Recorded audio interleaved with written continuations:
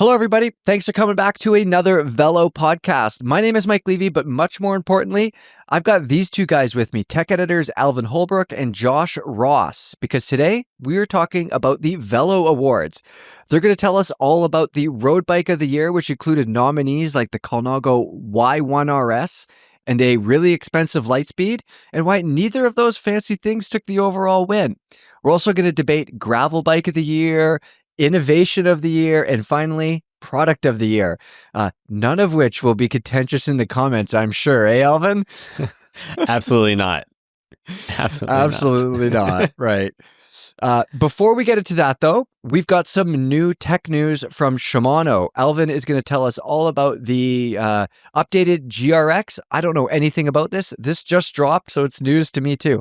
Hit me, Alvin. Yeah, it's news to us, too, because the embargo lifted right as we got it. A little bit of inside baseball, I suppose. Usually, we as reporters get some time ahead of a product being launched so that we can prepare information and tell you all about it. And that's why you get all of these launches. Like last week, the Factor 1 road bike, like it felt like a avalanche of just information at one time. It's not a coincidence that everybody dropped like 30 Factor 1 reviews at the same time on YouTube. What? What's going on? Yeah, anyways, we got information. Shimano is releasing a less expensive version of its GRX Di2 1x drivetrain. And functionally, it's pretty darn similar. You still get electronic shifting, and you get an electronic wireless rear derailleur. So, key things there. So I got this email, of course, also with you. I didn't read it, though, because I knew that you were going to be jumping on it. So what is this like? Is there anything mechanically different about this? Yeah, think of it as Shimano using a 105 set of levers and brakes and their existing lower spec GRX cranks, and then an SLX rear derailleur and an SLX cassette. If you think of it that way, you're getting pretty darn close. Yeah. Or is it Dior? I don't remember what mid-range Shimano Di2 is anymore on the mountain bike side. It's either SLX or Dior. Anyways, that's basically what it is. But the result is that the group set is like something like 30% cheaper, according to my rough hand calculated math. And it's cheaper than SRAM Rival now too, according to my calculations. We don't see a lot of stuff getting a whole lot cheaper lately, do we? So this is good news. Yeah, I would say so. It doesn't replace the nicer GRX stuff, right? So the higher end GRX Di2, which is still really confusing, it has like its own dedicated lever and whatnot. But this one, it is a 105 level derailleur, except it says GRX on the blades themselves. So, okay. I mean, 105 is incredible. So if it's 105 on gravel side, that's fantastic, I think. 105 is excellent. I've got GRX Di2 on a long-term gravel bike. That'll have a review probably coming out in the new year, I would say, early new year. And I adore the shifting speed and that type of thing. And I would expect that to not change with this new one. So, Alvin, is this only a 1x system? I think you said? Yes, only 1x. You can get GRX Di2 as a 2x configuration, but only in the nicer setups. So the Ultegra level, I guess, they don't really do a great job of saying the differences. It would be like 827 GRX. I was just going to say, do they still have 800 series and 600 series? That's what it is, right? Yeah, this one is GRX 717. So if you just say fantastic, just cheaper an extra number GRX Di2, yeah, think of it that way, and you get pretty close. I think Shimano is probably going to have to reckon with the fact that it needs to work on its naming conventions at some point, but who among us doesn't? Right. I don't think they are going to reckon with that because it's been how many years? All of the years.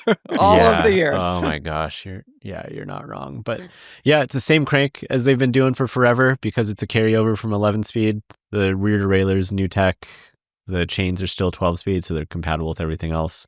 It's cool. If you were looking at it, I think it's a legitimate competition to rival.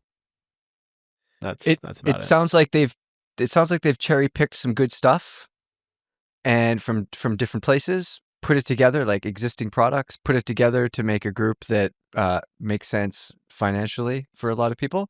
But mechanically, there's nothing crazy new about it. No big news. No, and I would argue that Shimano did that with the higher generation of GRX Di2 one by as well, where they kind of just cherry picked and picked the nicest stuff and kept it moving, Yeah. So, okay. Yeah. That's an approach that makes sense for sure. I think it makes sense, and I think one by only also makes sense. I'm gonna go ahead and comment about how much you love one by only in gravel, but I'm here for it.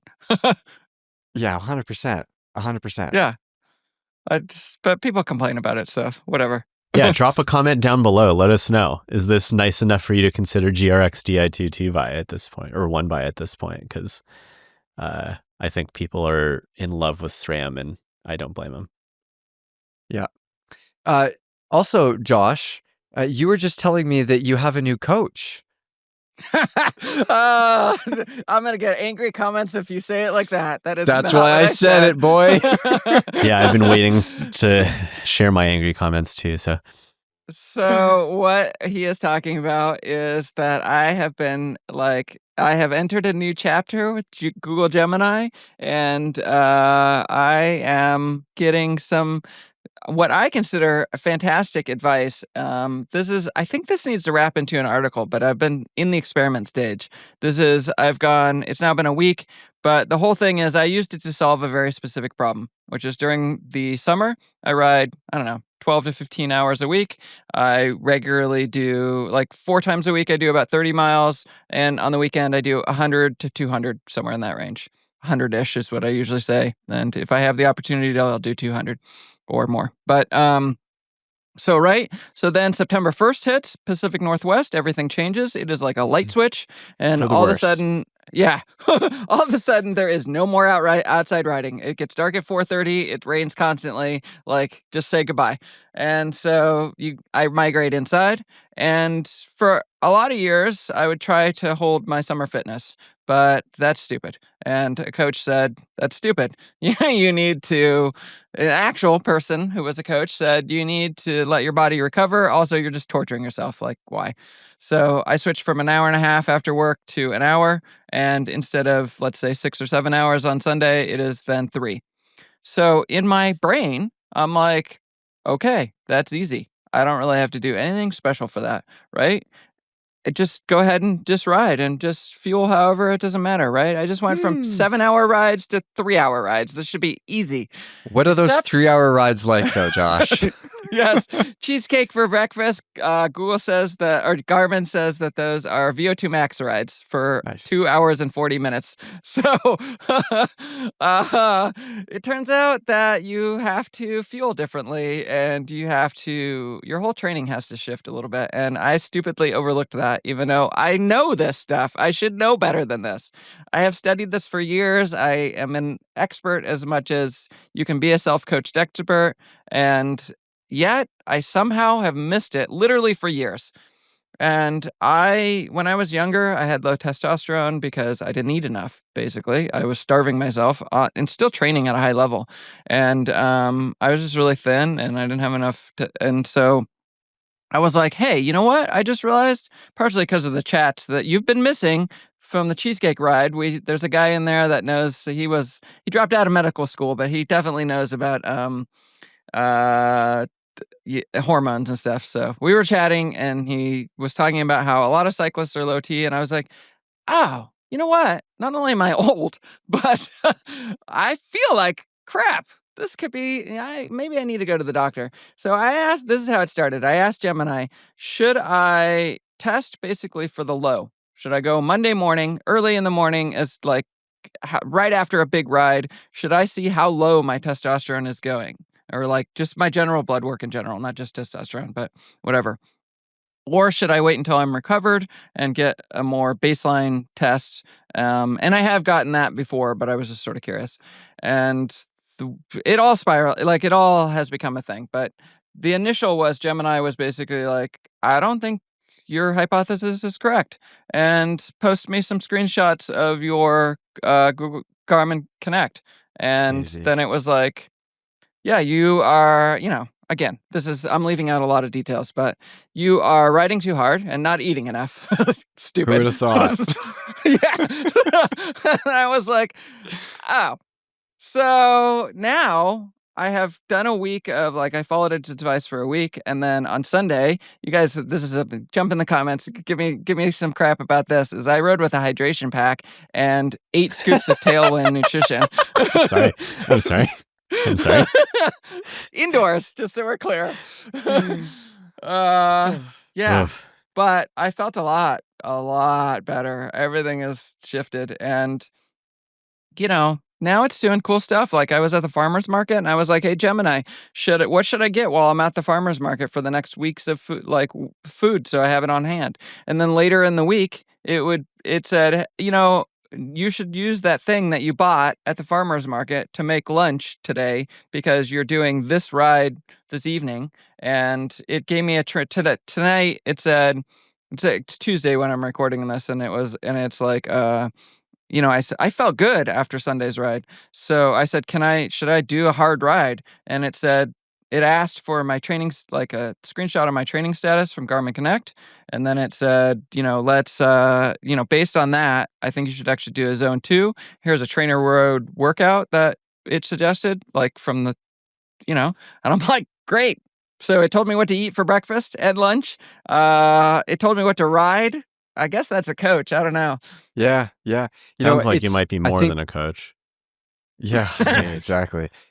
I think it's easy to just look at time spent on the bike and sort of forget about the actual effort. Like I did a 4-hour ride outside yesterday, and I did the cheesecake 2.5-hour ride on Sunday, and I burnt the same calories in 2.5 hours that I did 4 hours. Yeah, it's just bonkers. Yeah. So definitely got to feel differently. I'm glad you're feeling better. Yeah, though. I am feeling a lot better. And there's just so many things. It's all like, if you had asked me to look at my nutrition on its own, right? I could have figured that out. Mhm. Or look at what workout should you do tonight on its own, right? And I could have figured that out. I know all this stuff. But having something that is just making these connections for me where I missed it. Like, it's just stupid. It's not like groundbreaking stuff. This is obvious things, but I missed it. Yeah. So Josh, it sounds like what you're saying is that Google Gemini is all the coach anybody ever needs. Is that what you're saying? And underlined in big bold letters? That is definitely not what I'm saying. I will emphasize this more in the when I eventually write an article, but so I've been training at pretty high level for, let's say, 10 years, which isn't how long I've been riding a bike, but at this level of riding for 10 years. And in that time, I have gained this knowledge, and that's why I'm able to ask the questions. And what I just said in this discussion that I was having with other people, there's a couple of things about AI that I found. One, you have to break it down into really small chunks. If you ask it big questions, it just does not work. It doesn't understand that. But break it down into really small chunks. What should I eat for lunch based on this? Right? And then it can answer you. And the other thing is that I feel like what it does is that it can extend your expertise. If I didn't know anything about training and eating, and I would be lost, and I wouldn't be asking the right questions. I wouldn't know how to assess the answers that I got back. But because I have this background, and I am in some ways, and I'm not saying I'm the utmost expert, but I'm a little bit of an expert here. And so I have this knowledge that I can then lean on the AI to just sort of draw parallels and connections that I just missed. Yeah. And once I see it, I'm like, oh, right. I already know this. I've learned this over the years, but now it pointed it out to me. How much information are you feeding in for it to give you this information, like what you should eat, for example? Yeah, so I tell it, I didn't initially get to, the first question wasn't, I didn't open a new chat and go, what should I eat today? Because it doesn't have any backstory. Right. So the first thing I did was work on why I felt like crap and how to fix that last week. So it had me doing a bunch of like zone 1, zone 2, like just like, right? Basic classic stuff that cyclists overlook. Ride easier.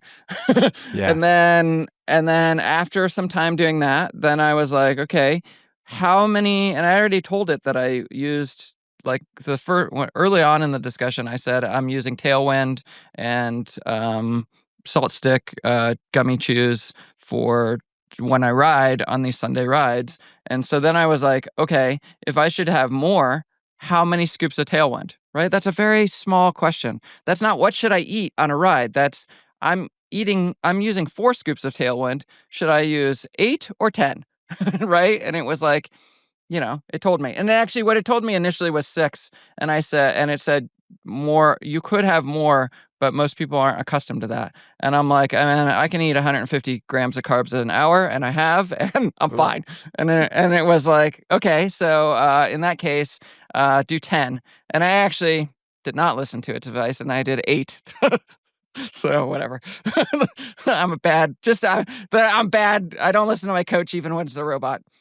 So, Josh, I think more than most people, you have experience with a wide range of these like alternative coaches that aren't like a person that's analyzing your data. You've been with all of them. Yeah. And could you use Gemini to replace that in that case? Would you be happy with that? It sounds like you wouldn't be because. So here's what it has here's the simple way of what I think it has really come to is that I am using it to analyze my Garmin data, right? And so if you want more than your Garmin data, which there's a lot more, there is a lot more. And if you wanted more than that, like really, like I could get faster. I know that I could, which is Coach Cat. I think he's doing something where I reported on this last winter, but I think he's doing something where he like guarantees a 50-watt improvement. And I'll leave that. Like, I'm not going to, right. I'm not going to challenge him, like whatever. I don't know any of the details about it really, but he could probably get me, a good coach could probably get me a 50-watt improvement without really thinking too hard about it. Cause I leave a lot on the table. 50 watts on your FTP. I think I could get 50 watts on my FTP with Josh, you would fuck me up if you got an extra 50 watts.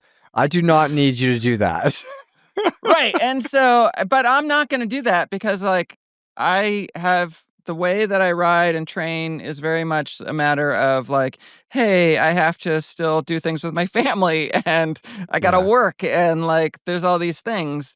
And I'm just not, I've reached a point in my life where I'm like, no, you know what? I'm just not willing to do the same level of training that I was when I was like 32, 28, something, whatever. When I was younger, like I was willing to do more of that and I'm just not now.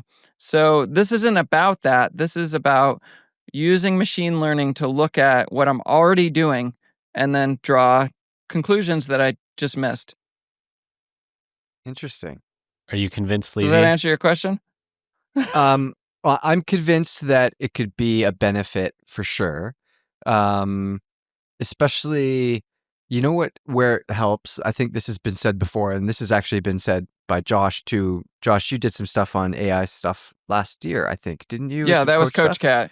Yeah, and your takeaway is kind of what I'm going to say is that, I'm not going to ring up my coach every other day to ask some dumbass question, but I am going to call up the Gemini or whatever his name is and ask him the stuff because he doesn't care.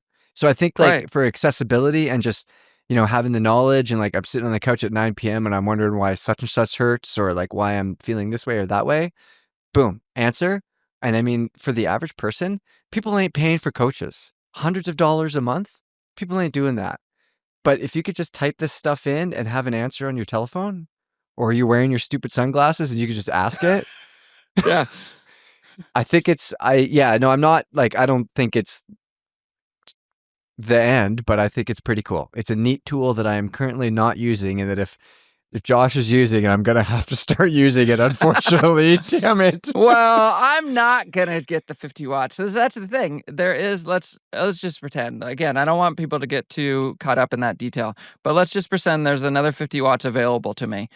a coach would unlock that. Gemini is probably not going to unlock that. No. Unless Yeah, I big knew difference. exactly how to do that already and I just needed some extra advice. But that's not where I'm at. What I'm at is like, hey, I train a certain way and I want to feel the best that I can. And I want to make sure that I'm doing the smart things. And I don't actually always 100% know what the, what does Garmin call it? Ineffective, whatever the Garmin thing that everyone makes fun of, where it's like, you're not doing anything. Like, I don't always 100% know what that means. I have some ideas, but when I showed it to Gemini, it was like, oh yeah, you need to do zone 2, not VO2 max today. I Yeah. could have probably told you that too, Josh, for what it's worth. Yeah, you could have. Absolutely. But Josh, that's the thing. I told you to eat more last week. Just listen to me. I'll be your coach. I'll coach you. Yes. So again, back to your thing, Alvin or Mike, you guys could both, I'm sure, tell me much of this stuff. But let me know how many times per day I should be allowed to text you, because I have to zero. tell you how many times I've talked to Gemini today. Okay. Let's move on. We got some awards to talk about. We're going to talk about Road Bike of the Year, Product of the Year, a whole bunch of other stuff. Alvin or Josh, or in some cases, both of them have used all of this stuff we're going to talk about. So we're going to go down the list. I'm going to ask them a bunch of questions, maybe challenge them on a few things and I don't know any better. And at the end, if we have time, we're also going to hear about some of their personal favorite pieces of gear and items throughout the year, which is, like I said, it's a lot more personal. So, guys, why don't we just start with the biggie, Road Bike of the Year? First of all, Josh, what sort of factors are you taking into consideration to choose Road Bike of the Year? All right. So this is a lot of, I have listened to Gemini. other people talk about, not Gemini. I've listened to other commenters talk about complaints about how this is done, right? You could do it like the I think it's the Oscars, right? Where it's like it is a strict like this year, or you could do it like maybe we look at, when did the SL8 come out? Do we compare that to everything? All right, people, just like calm down with these details. This is what I'm going to tell you. It's a year. It's a vibe. It's a year vibe. It's like 2025, but you know what? We got something in here that came out in late 2024 that didn't really land until 2025. And we also have something that just came out and maybe should be in 2026, but it's not. So just roll with it. This is the vibe. This is about the last year of road bikes is what we looked at. Are you looking at the fastest road bike or the most practical road bike? What are some deciding factors? This is a little bit the vibe. Once again, it's like, what are the important ones? And it could be the fastest, if the fastest is important, which I think it is. It could be the lightest. It could be the most interesting in some way. Like it could really be anything. Something impactful for 2025 is the main point here. Okay. So I'm going to read out the nominees. We got of course, the Colnago Y1RS. We got the Athos 2 on there, the Scott Addict RC, the Cannondale Synapse. We also have the Factor 1. There was a pregnant pause there. We'll go back to that. We'll get there. We got the Factor 1. That's that new crazy aero bike. We have the Argon 18 Nitrogen Pro that is been paired with the wheels. And we also have that Lightspeed with the name I can't pronounce. Josh is going to say it for us. Oh, I can't pronounce it. I actually asked Gemini when I was doing the first part of the video, but I believe it's Coll Reis. Coll Reis. Beautiful titanium Lightspeed. Josh, I'm sort of surprised that the Y1RS didn't win. You love that bike, and it seems to check all the boxes. It's obviously very fast aero-wise, but it's also comfortable. And I mean, not just your review, but I've read other people's reviews, and one of the takeaways is it's comfortable, but also normal to ride. But that wasn't my review. You never read any other reviews. Yeah, okay. There are no other reviews. There are no other reviews, everybody. just on Velo. In the end, though, the Synapse won. So can you tell me why the Synapse won? Okay, wait. I want to let Alvin actually answer this, but before I turn it over to Alvin, I just want to say, have you guys heard of a guy named Lachlan Morton? Yes. That is why I voted for this bike. Okay, fair enough. Not really, not exactly, but like that story is so I'm here for. I think I made it a little bit clear already that I'm here for a little bit of the vibe. There's an emotional aspect to picking an amazing bike, and God, Lachlan took that bike and just did incredible things with it, and I am rooting for it. But you do have to do more than that. And I mean, Alvin's the one that wrote it, and I think he can speak to that as well. Yeah.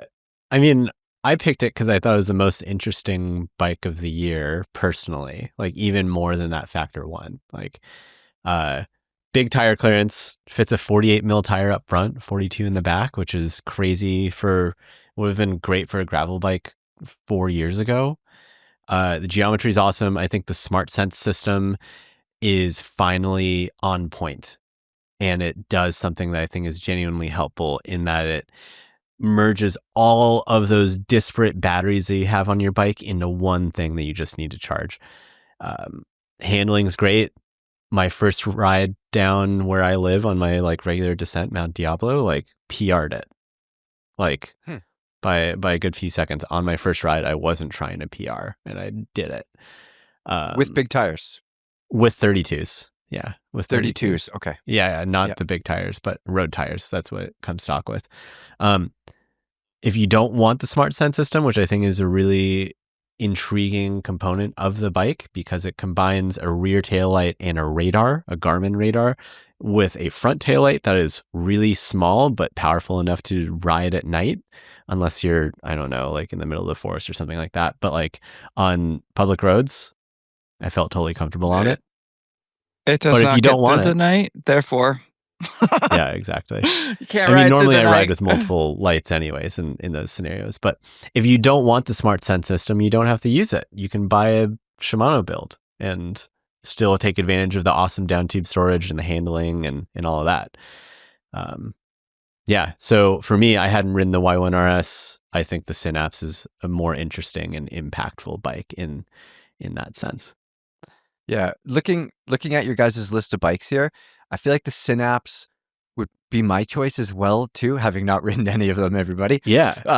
Why is that? my choice would be the Synapse because it seems like it's the people's bike. Like, let's be honest. Like, I know Josh frickin' is gonna marry a 1YRS and live happily ever after, but like in the real world, that bike doesn't really exist. And neither does the Lightspeed, and like the Factor 1 is cool, but I think it's also weird for a lot of people. And the Argon is neat, but like a bike wheel package, again, like it's such like a niche thing where the Synapse, it's like Cannondale is doing the right amount of weird right now, which is really, really good.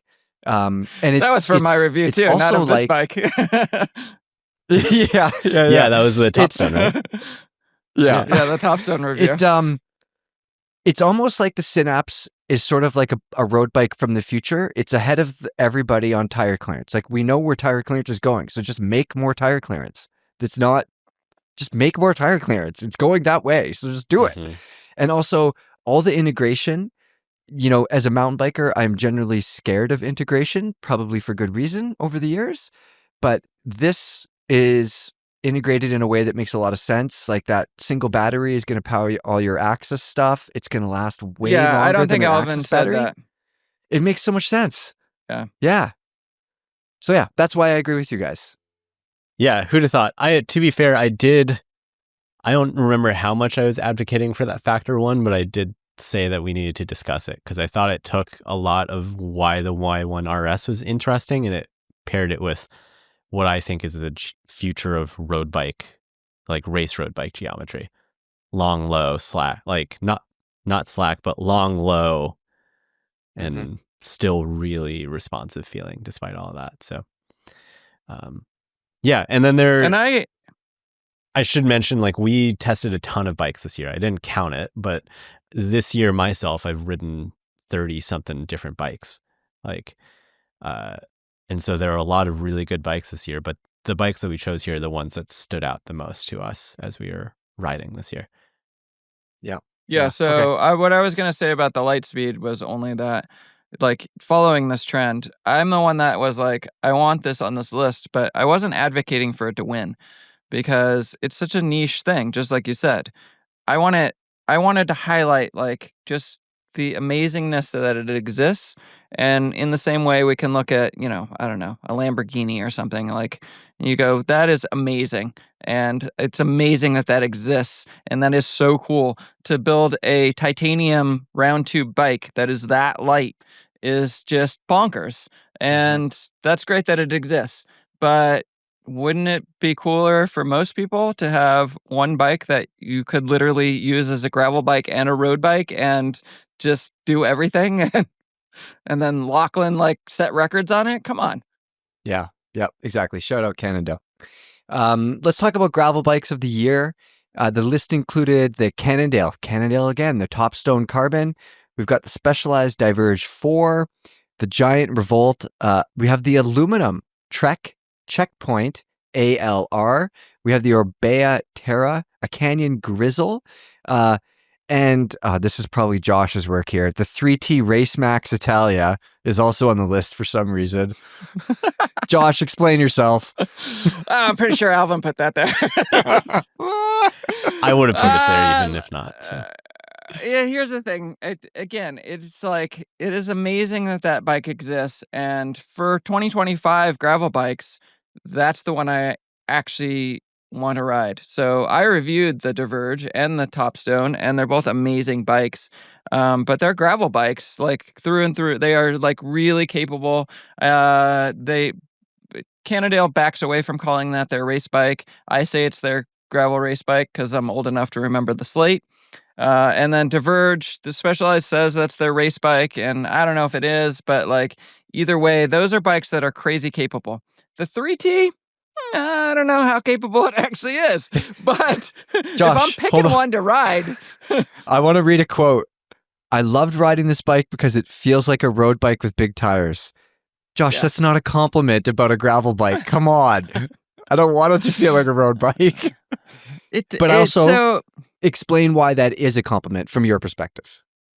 Yeah, because I'm not riding in BC up like crazy mountains with huge rocks. I'm riding like you can think of any what people consider gravel, American gravel, right? Like Kansas style. Like it's pretty smooth, and they're roads, but they're unpaved. And yeah, there's some rocks here and there, but like I just want something that's fast and stable and comfortable over like champagne gravel, and that's where the 3T just checks the box for me. And it just feels good, and I love the story. I'm big on the story of bikes. So, you know. Yep. The bike that won, the Giant Revolt.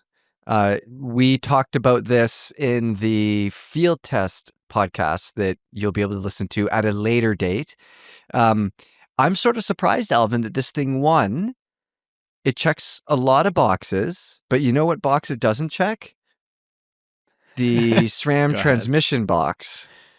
Yeah, which is yet again, like I said in the field test, hey, if this was next year or a year from now, this doesn't cut it. Like it just like it needs to have UDH.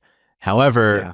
I think I should also, because I think the average person who's buying a Giant Revolt is not using that flip chip. They're going to maybe flip it once or twice, call it a day, and adapt and not worry about whatever like slight differences in handling there might be.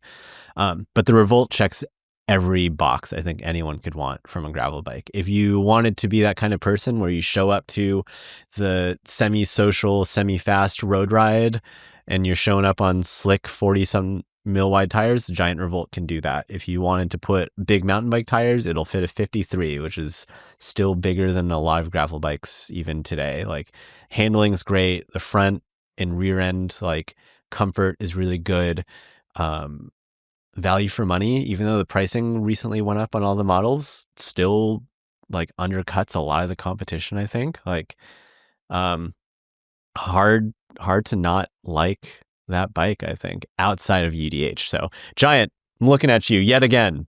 Fix it. Yeah. I mean, also a point that you brought up, when we discussed these nominations, is that by and large, people buy, as much as we like to talk about like all the upgrades and the things, people buy a bike and that's what it is until they sell it. And so it's going to come with a group set. Whatever group True. set's on there is going to work just fine for people. And it doesn't matter that they are not going to be able to upgrade.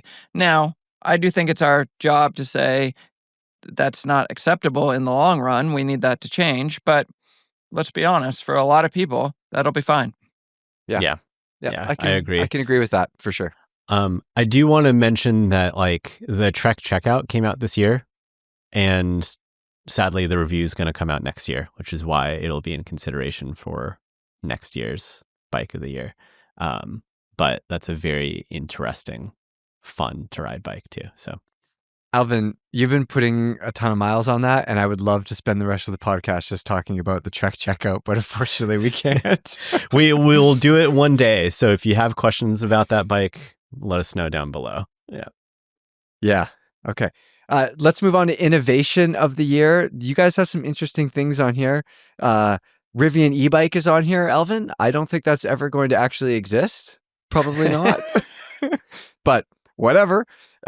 Vittoria's eco-friendly tires. I think that me holding in my farts will make a much bigger difference to the environment than eco-friendly tires will, but that's my own opinion. Josh has 3D printed titanium aero bike on here, which, Josh, why is it on this list? Well, come on. How much more innovative can you get than an entire bike category that didn't exist before? Right? Or that And it's hasn't so like frickin' expanded sexy. to where it is now, rather. Because you could get Right. 3D Yeah. printed titanium bikes, but not to the level of like that number 22 reactor or that J Laverick crit, right? Yeah. So when I wrote that article where I made that claim that that this is a new category, people were like, "Oh, this is branded." But come on, people, are you freaking kidding me? Go back like a handful of years. There was no such thing as 3D printing at all. Now they're 3D printing entire bikes. Come on. It's Yeah. like, this is a new category, and maybe we want to say it's a newer. It has been existing for slightly longer than you might think, or whatever. But it's reached a point where these brands are starting to be able to really utilize it to build bikes, and that's innovative. Come on. Dude, imagine 5 years from now, 10 years from now, I think we're going to have some Yeah. pretty cool shit. Very cool Right. stuff. Yeah. Yeah, I think other we are... things on this. Oh, go ahead. Yeah, who cares? Whatever. Keep going. Other things. Yep. Yeah. Other things on this list, with Wolf Tooth's Dell pedals. These things make a lot of sense in my mind. User serviceable, adjustable spindle width. And Alvin, you've been using them and you really like them. So I that love makes them. a lot of sense. Same Yeah. with the alt pedals. Yeah, they're interchangeable. It's not the single-sided pedal component of it. It's that it's fully user serviceable and that you can change the spindle width pretty easily. Yep. Speaking of pedals, Josh has some look pedals with built-in lights, which I am never going to crap on anybody trying to be safer. But also, can't I just go to Amazon, spend $7 and glue like LEDs to the back of my time pedals and call it done? Oh my God, I swear to God, you set me up to just like Yes. just like yell from soapboxes because it just I did. drives me nuts. Go ahead. Because God, there's always some guy I'm riding with that's like, I love this light, and I'm like, dude, I can't see that light 5 feet behind you. In like, what are you doing? So this is the thing. There are obviously other lights, but there's a couple things. One, I don't like to victim blame people, so it doesn't matter if you want to wear all black. And a car's responsibility is not to hit you. I just want to put that out there. However, there is some research that shows that things that look like that look organic, that those lights are more the human eye will catch it easier. And it turns out that the pedaling motion looks organic. It is something that can catch people's eyes if they happen to look off their phone. And so it's just if you could do it easily, if you could do it without drawback, that's my big thing. If you could do it without drawback, then why wouldn't you? Well, up until now, there was only Redshift, I think, had They pedals. had their But arc. now there's and those were great. But now there's a performance road pedal that does the same thing. One, the lights are good. You can be seen. One, two, it's this bioactive or bio whatever. It looks Biomimicry? organic. No, that's not it. Yeah. The idea don't is that remember. It like looks- if you have your standard lights there, it looks like to a driver, according to the tests that are out there, or studies, it looks kind of like maybe you're a moped and that you can go faster. But if you have your lights at your pedals, that is showing that there's pedaling going on, that is a human like powering the bike, and that Right. triggers something where that does make people more aware of you, according to the studies that are out there. So That makes And then sense. the whole thing is that Look just made it so there's no downside. They weigh practically nothing. They're just like they're good pedal. Like it's great. How much do they cost? No, Speaking of I'm kidding. downsides. There's two versions actually. So there's the ceramic version, which of course are the ones that I'm riding with. $325 for those. And let's see, there is that a includes Max the pedal Vision. itself.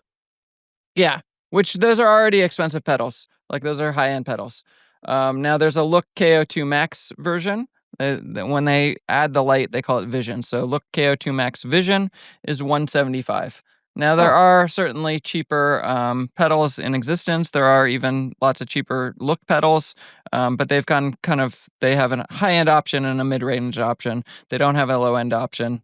Can't you just buy like an upgrade kit too? Just like if you have the pedals already, it's $80 if I remember correctly for the lights. Yes, which is a lot of money So for they lights, but if you have the pedals already, it's pretty good. They were a little cagey about what you could, how that all worked, the pedals, or the upgrade, which is why I didn't mention it at first. But it does seem to be out it seems to be out in the world now that you can just get that upgrade kit. And I don't see why you couldn't get all the way down to like the regular. I'm trying to look at it really quick. The KO2 Max is $90. So I think that's the cheapest you could actually get. So it's the pedal itself is $90 and then you add $80, or you can buy the whole package as $175. Wow, that's not too crazy. Because they do That have makes cheaper sense. pedals. They have like a Look Classic 3 for $52, but that looks like a slightly different design. So I don't want to promise you can put that light on there. You guys also had fast and easy chain waxing on the innovation list. We're not going to get into that, but I guess it makes sense. Actually, the wait. winner- There's one thing I want to say about that. It was only that Alvin and I argued about Silka versus Ceramic Speed, and it turns out they're both really good. So Yeah, it's I not think about sixes. one brand. Yeah. Yeah. The winner, though, is something called a click valve. Alvin, what's a click valve? What does it do? Why did it win? Yeah, so click valve isn't new this year. It's been around for a couple of years, but it's really started to come on this year, and I finally was able to get my hands on a set this year. So essentially, it replaces the Presta valve core, I think is the easiest way you can think of it, of your tire. And so that flexible kind of bendable part of the valve that doesn't get a lot of air flow through it gets replaced by a system that, when done with the matching pump head, clicks on and off. It's like a physical, like ball bearing click on. You don't have to like tighten it on or anything like that or thread it on. It just goes on. You pump up your air and it pumps up more quickly because you're getting more air in per pump or for lower effort. And then you pull it off and you're done. So Mike you is gonna said, explode. yeah. I got to get in here. You said matching pump head. So do they require a special pump? It doesn't require a special pump, but it works best with the special pump. I don't have a pump. I don't have the special pump head on any of my pumps. So I use a click valve with my standard, like, whatever pump. And it Standard works. toe peak or whatever. Yeah, indoors, and it works, and I use it. It works with all of my hand pumps. It works with the Silka Tattico without any issues. It works with the electric pumps that I have here without it. It reads air pressure slightly differently. It's a slightly lower number I found. So So that's like, the thing when you don't use the correct head, is that the air pressure reading is not always perfectly accurate. Oh. Although I haven't experimented with that a ton. So Alvin, is it like always a slight, like let's say 10 psi different, or is it it's what's the work like? my experience. So I mostly use this Presticycle electric pump or whatever. It's about 7 psi different throughout the range, Oh, from that's about great. 30 to about 65. If it's reading 30, I know it's 23. If it says 65, I know it's at 58. That's great. Yeah.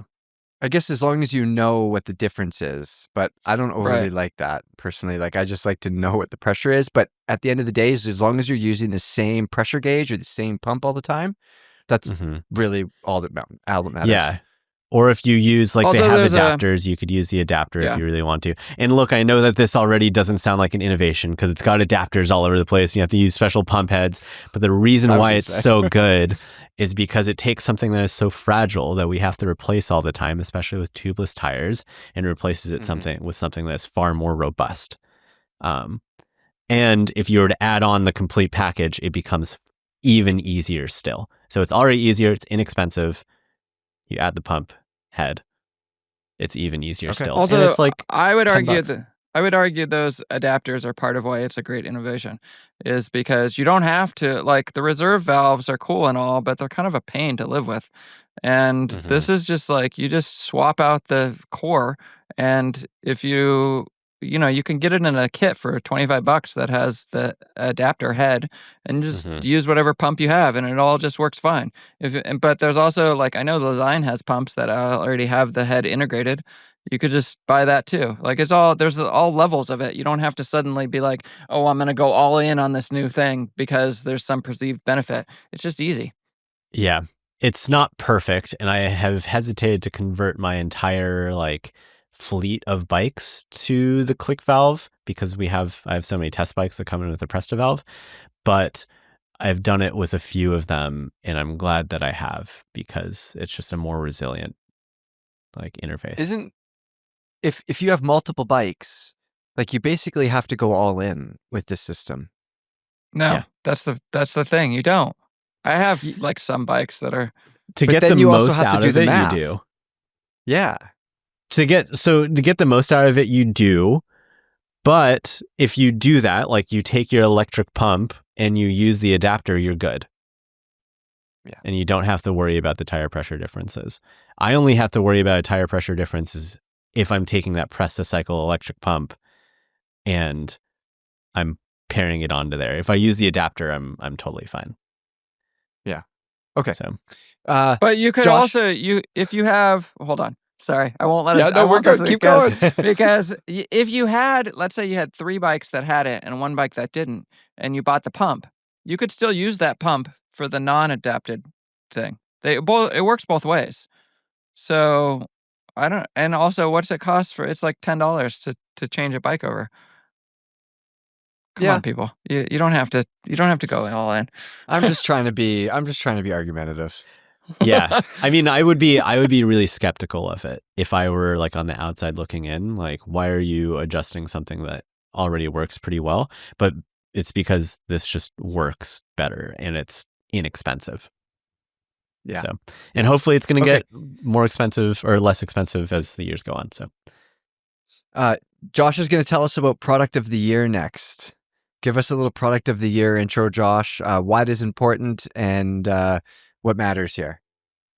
So this is a little more, we went back and forth, and even when I was writing these, like, because Alvin took some and I took some, and we wrote about the things we wanted to write about, and there were times where I moved things one direction, and then is it an innovation, is it a product, is it where is the different thing? But what I tried to keep it on was, like, the innovations can be a little more esoteric. They can be a little more like, not a specific thing, more of a technology, more of an idea, like that kind of thing. And these are like, hey, you're going to go out and you're going to buy something. Here's a cool product. And maybe it's not the most innovative necessarily, but it is better and it stands out in some way. Yep, exactly. So let's go down the list. The first one is a TQ HPR 40. Alvin, I think that's an e-bike motor. It's an Am I e-bike right? motor. It's just really lightweight, really quiet, very seamless. That's about it. Okay. It was outside of that Rivian thing, which is very powerful. Like, this was the most impressive e-bike specific motor I've used ever. All right. We've also got Shimano's GRX Di2 on there, which makes a lot of sense. Alvin, shifts fast, smooth, and the battery lasts a whole lot longer than SRAM stuff. Yeah. That's not the only group on here, though. This thing is full of groups. Josh, we got a Campy 2x13 on here. Why is it on the list? Super record. Oh my God. We went to the mat on this, which is, I was like, Will played the comment section for us actually in this discussion, and he was like, but my 2x12 is fine. What do I need 2x13? And I was like, yeah, dude, my 2x9 from 2012 was fine. Now, what is that? 2014. That was fine too. Like, that was fine.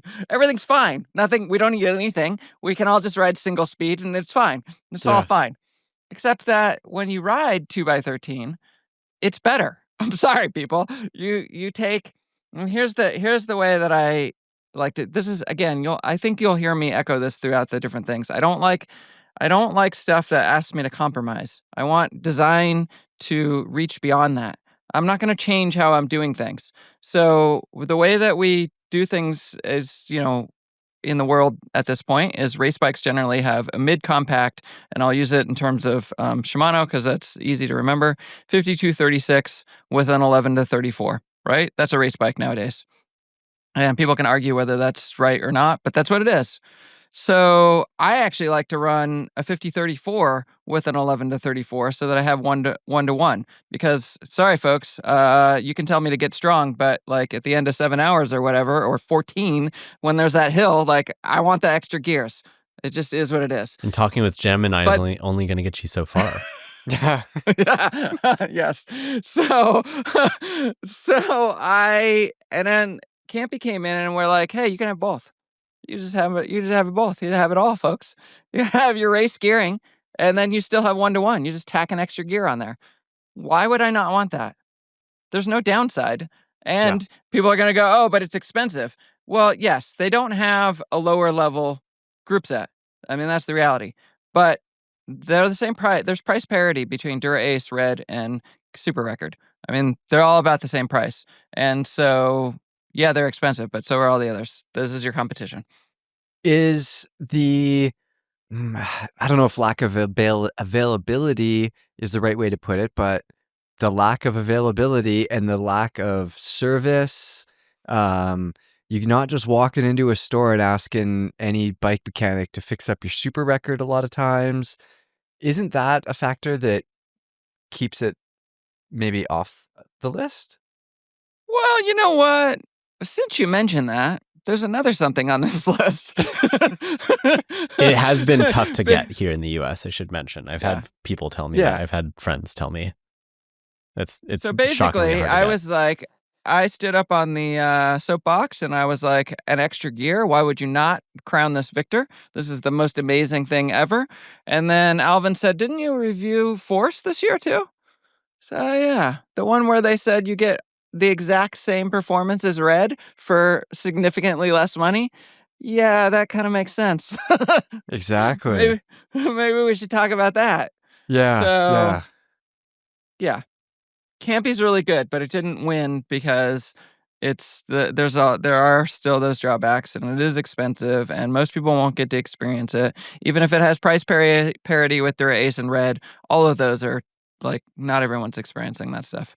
Yeah, exactly. Yeah. So other things on this list, we've got the Zip wheels with the integrated tire pressure monitor. We've got the Exposure Light Toro 16, very powerful light, and we've got the Oakley Meta glasses. But Josh, Alvin too, as you guys mentioned, it was Force that won. Why did Force win?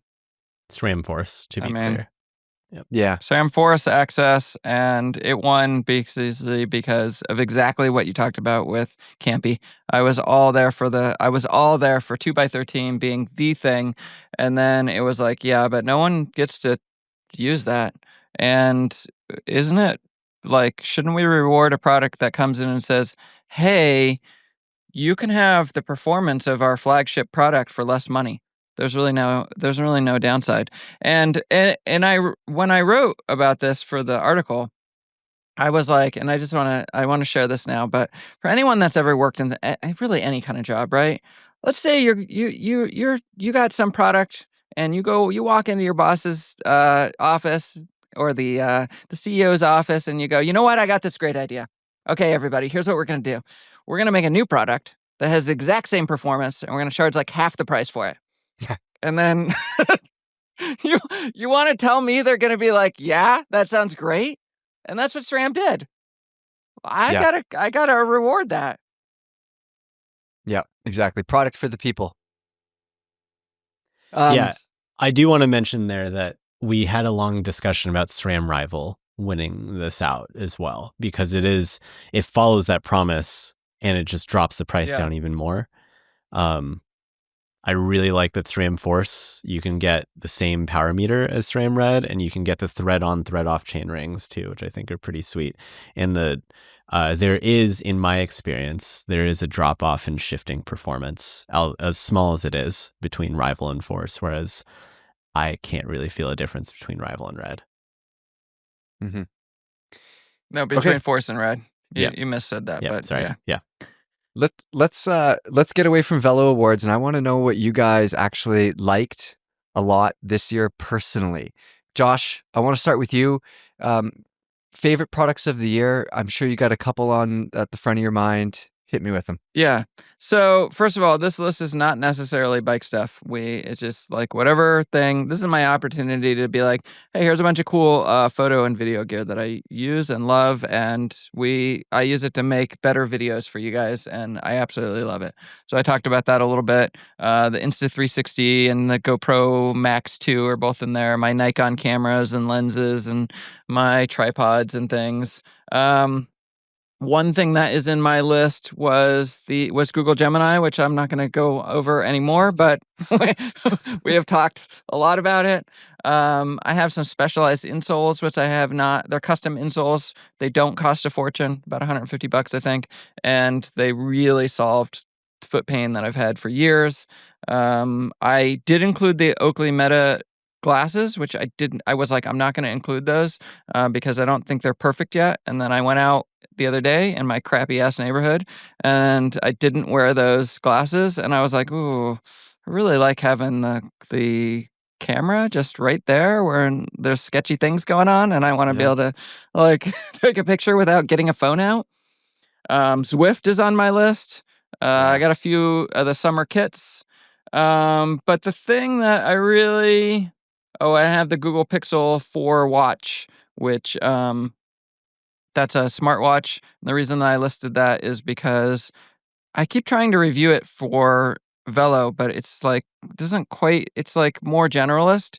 But I gave it to my wife, and I do this every year. I give it to her and I interview her. And one of the things I realized about that, and I'm just sharing this because I think it's kind of a cool story, is it has what's essentially the same as the Garmin readiness score.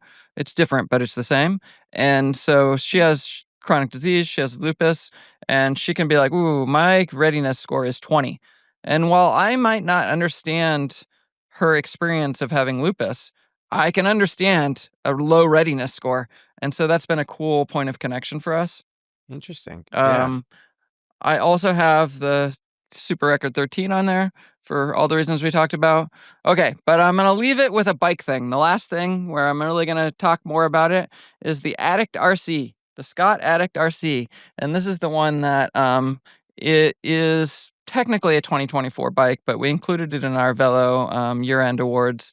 And it is my favorite bike. And I went back and forth a lot about why I like that, or why, what really speaks to me about the Addict RC. Why pick that instead of the Colnago Y1, right? That's you would ask. But, here's the thing.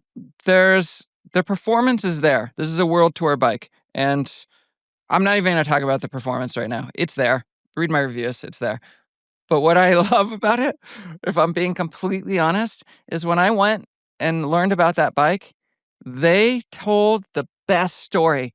This is like, if bike brands, if you're listening and you want me to say good things, work on your story. Here's what Scott said. They said, not only do we have all of these things that we did to make this bike light.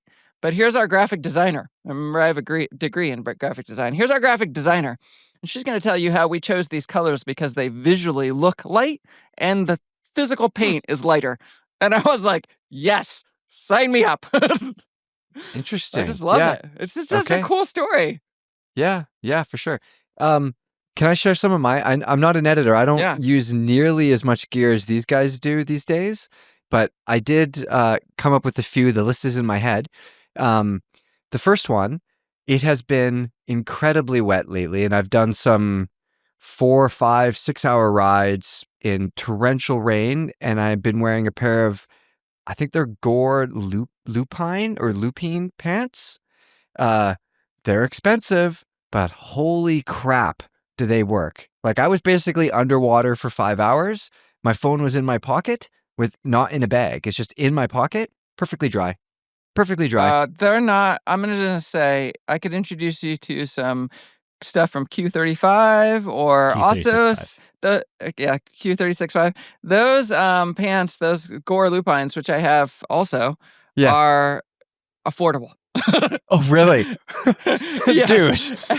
And when you are in the rain like that for 6 hours, my God, you could stand like at the end of your ride, like people's rides, and be like, hey, how much would you pay for these right now? Oh, yeah. Yeah, no, that is true. Yeah. I like the Gore ones. To be fair, I have not used any of the ones you suggested. So everybody listening, keep that in mind.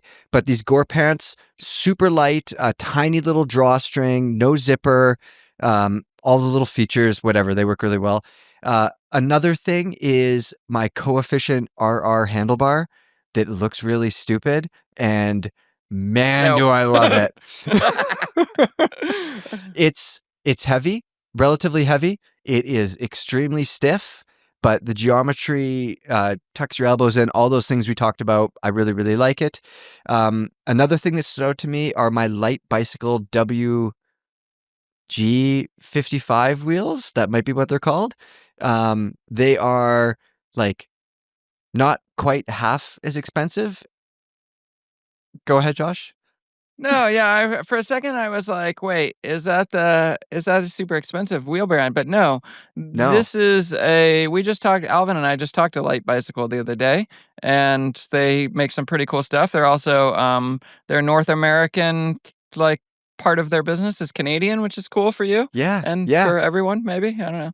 Yeah, so this is actually my third pair of Light Bicycle wheels. They have been awesome. And they cost like not quite half as much, but maybe like a little bit less than 2/3 as much as other stuff. Super wide, super light. They build them with different hubs and spokes, whatever you want to do. The other thing, it's a bit of a splurge. I spend so much time on Zwift that this year I got myself a Wahoo Kicker bike, not the Pro, just the normal one.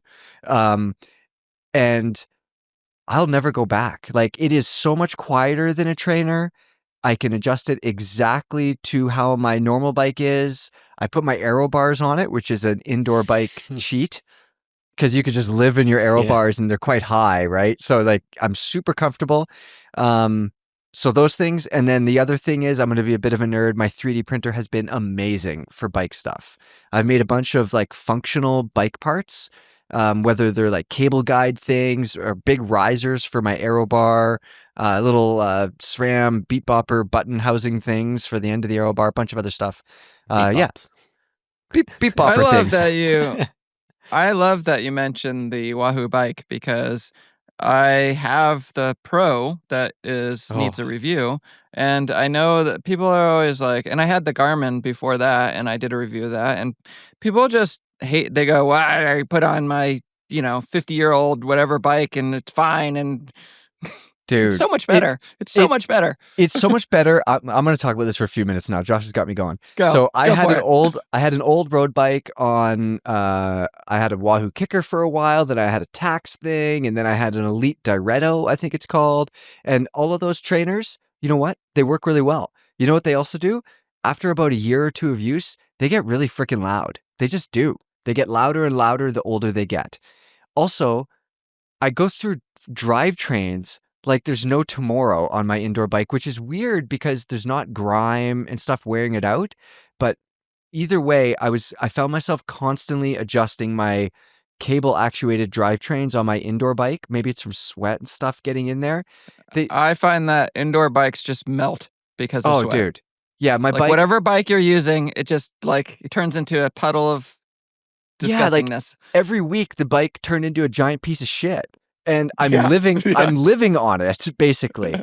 So this Wahoo Kicker bike, it uses a belt drive, I think. Probably. Yeah. I don't even know. But it's all enclosed. It's super quiet. It uses virtual shifting. So there's nothing ever to adjust. Not only that, I can mimic the gearing on my outdoor bike, which is obviously helpful for obvious reasons. I wish it had some haptic feedback to the shifting. Like I almost miss the clunk. Like it shifts so smooth that I'm like, fuck, I wish it clunked. Garmin has that on their bike if that's something that's really important to people. Yeah, there you go. So that is a neat feature. And obviously the adjustability, and like mine is set up kind of weird. It's set up like a bike packing bike because that's anyways. So basically I want to get used to the position. And so I could just very easily, without tools, adjust this damn thing. And it's perfect. It's a lot of money. And it's like crazy money to think I spent that much money for a bike I'm not going to ride outside. And I would do it again tomorrow. So there you go. Alvin, you don't have anything to say about this because you never have to ride inside. But Yeah. the bike with the most miles on it is my indoor bike. Like of all the bikes that I own, the bike, it's a CAD 9 actually that I have now, just basically retired. But that thing has like 30,000 miles on it compared to just any of my outdoor bikes. That's it's awesome. Probably dead. Put it down. Get rid of it. Well, I now use indoor bikes, but yeah. And then the Garmin one that I was using for a few years, that has a gazillion miles on it too, and now the Wahoo will, I'm sure. Yeah. Anyways, there we are. Alvin, your turn. Man, one of them, so every year for the things I loved story, I have like an album of the year, like my favorite album I've listened to. I'm curious, Levy, if you have one before I dip into my stuff. The album that I listened to most this year was Hate It or Love It by The Game. Okay, there you go. There you go.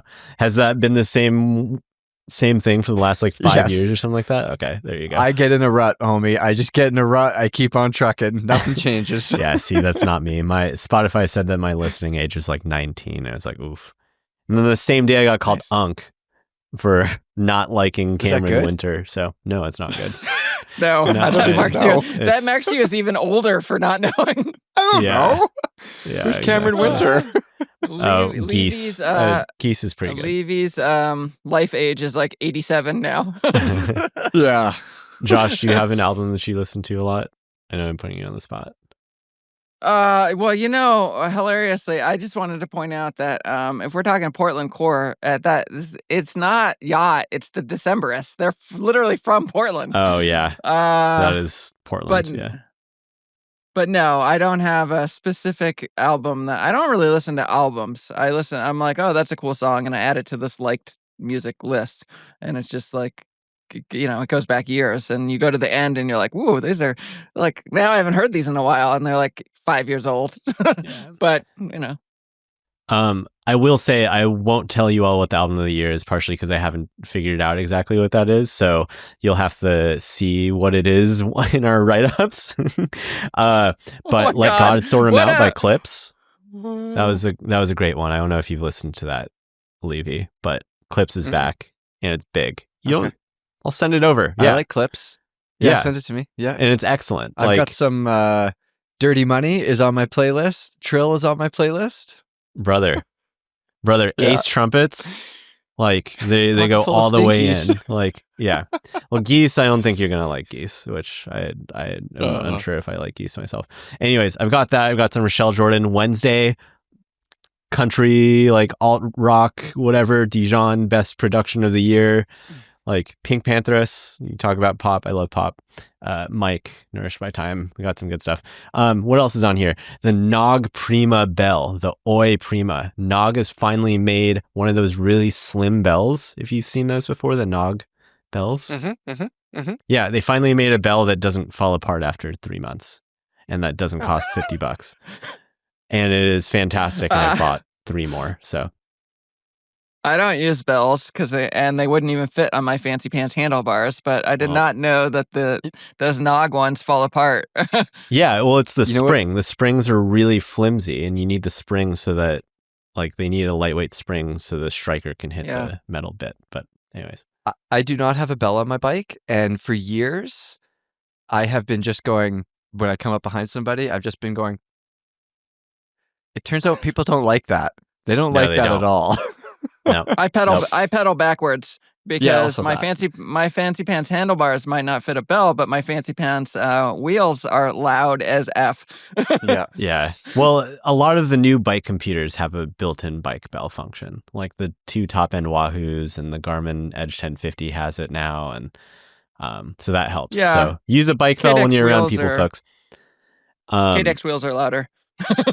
Okay, well, no, I will 31 bucks for this Nog Oi bell versus $1 billion for the KDX wheels. It's only 4,000. That's nothing. Okay, moving on. SRAM Force Access, I have it on there too. The Conti Archetype tire, which is basically their TT tire. It's super thin. It's basically paper thin, but it's in a 30 mil width. It makes any road bike I've ever put it on feel like $1 million. And it is kind of like a shooting star because it just burns out pretty quickly. I struggle, like, I don't know. I'm like 500 miles into my set, and it's race day tire. Dead. Yes, very much a race day tire. I've got these Di2 button add-on things. They're like 3D printed, and they go on the top of the buttons where you press on there. I got them from AliExpress. It was like $8 for the set.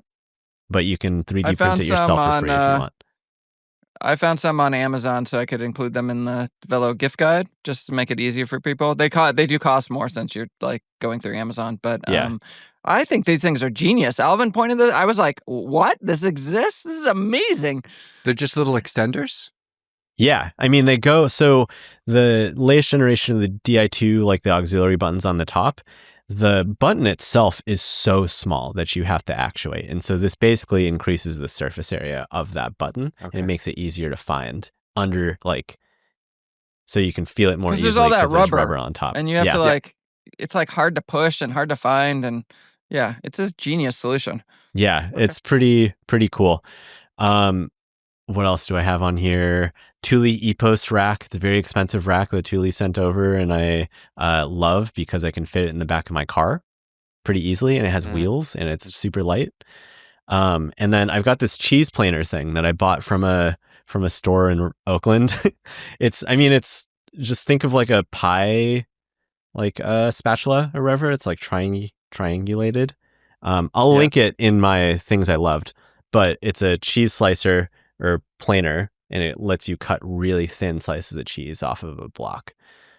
It's not new or anything like that. So I'm interested in this. Yeah. I'm a cheeseaholic, so I'm interested. Yeah, this was like $8. It was great. Perfect. And it's going to last forever.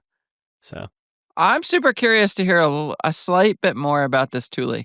Because, okay, first of all, this is a $1,200 rack when I'm getting crap about wheels. But tell us, like, Thule makes amazing stuff. So what's the deal here? Yeah, so it's really expensive.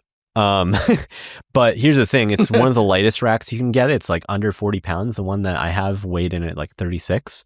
It's got a built-in handle. It's far more ergonomically easy to carry around.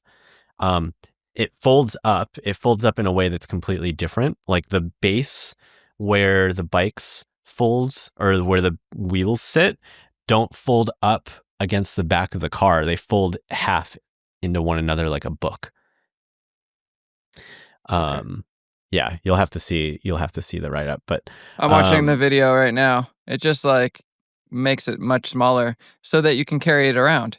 Yeah, it's the easiest like hitch rack I've ever used as far as like carrying it around.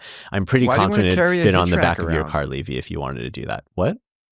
But why do you want to carry a hitch rack? In San Francisco, it's not like Portland or maybe BC where you just drive around with your hitch rack on all the time. Yeah. Yeah, Why not? I can't because it'll get stolen for one thing. Yeah. Oh, really? Yeah, or it's like in the way of my backup camera, or maybe you have a spouse that drives the car around and doesn't have a bike on the back or something like that.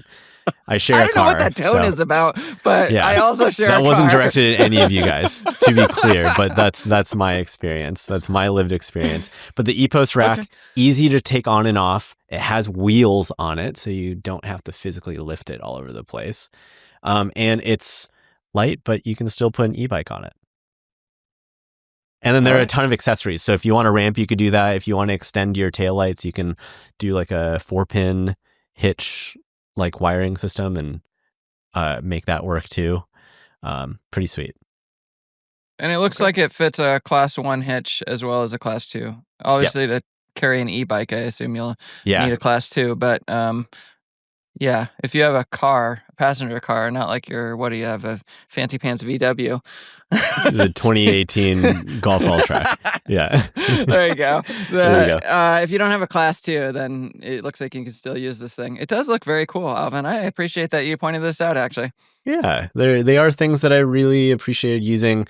There are more things. I have like 11 things that I loved, and I don't want to bore you all with it, but you should go look at it. Well, give us one or two more things, Alvin. Okay, all right, fine. Hunt 40 limitless gravel wheels. This is partially as a salve because I haven't put out the review yet, but I've had them for nearly a year, and I've bottomed them out all over the place, and they feel as good as day one. Awesome, super light, make every gravel bike feel better.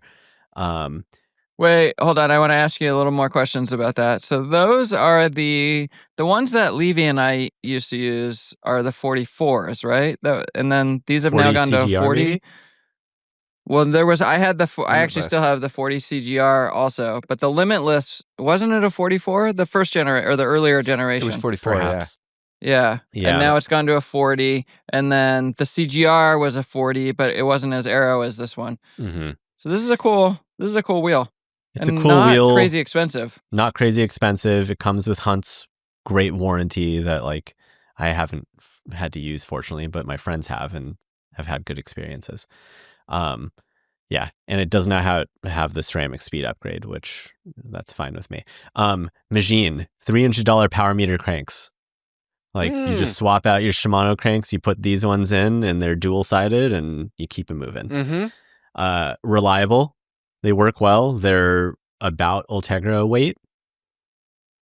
Hard not to say no to them. So, and then the Oakley Meta Vanguards.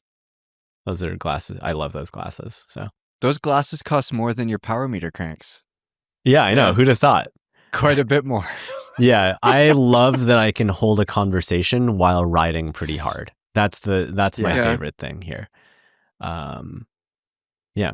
I really was like, I'm not going to put those on because the more I've gotten like comfortable using Gemini, the more I wish that I could get Gemini on those glasses.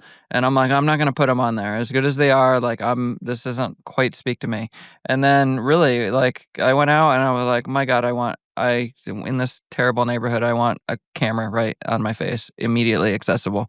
But that's just this one weird thing to me. But like, it's cool how those glasses have, different things the mic is incredible. I still wear them on Zwift, by the way, Alvin, if you want to laugh about, I was wearing a hydration pack with Meta Vanguard glasses inside. The jokes write themselves, people.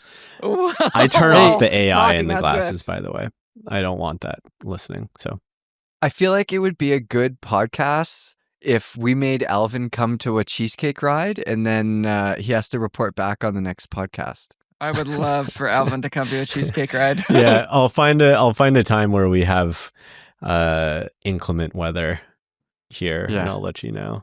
Yeah. It's Sunday at 10:05 a.m. everybody, and it's slightly later if you feel like we just need to get good and get a little stronger. Levy and I aren't strong enough for you. You can ride with the Bees, who start, I think, 10 minutes, maybe 15 minutes behind. 12 minutes behind us. There it is. And then try to catch.